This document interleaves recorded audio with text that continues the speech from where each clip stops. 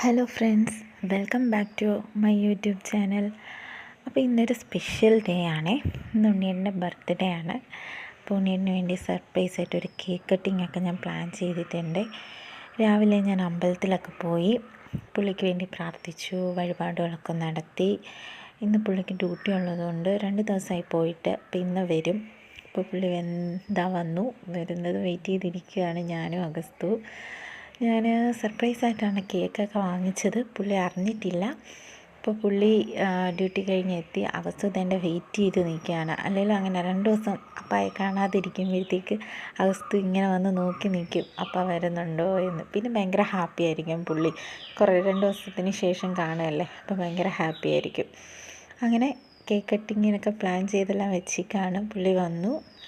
കേക്കൊക്കെ കട്ട് ചെയ്യാൻ വേണ്ടിയിട്ട് പോവുകയാണ്. സർപ്രൈസ് ആയതൊന്നും ഞാൻ എടുത്തിട്ടില്ല കേട്ടോ.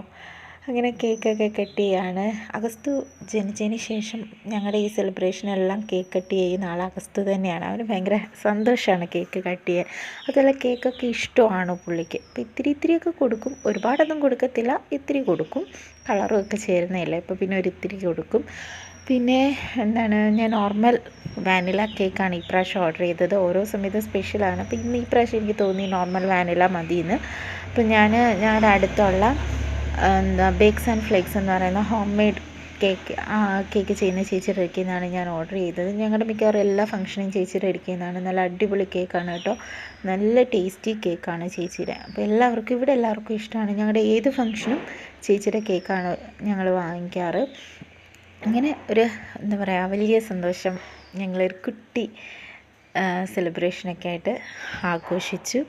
അപ്പോൾ ഞങ്ങളുടെ വീഡിയോ എല്ലാവർക്കും ഇഷ്ടമായെന്ന് വിശ്വസിക്കുന്നു.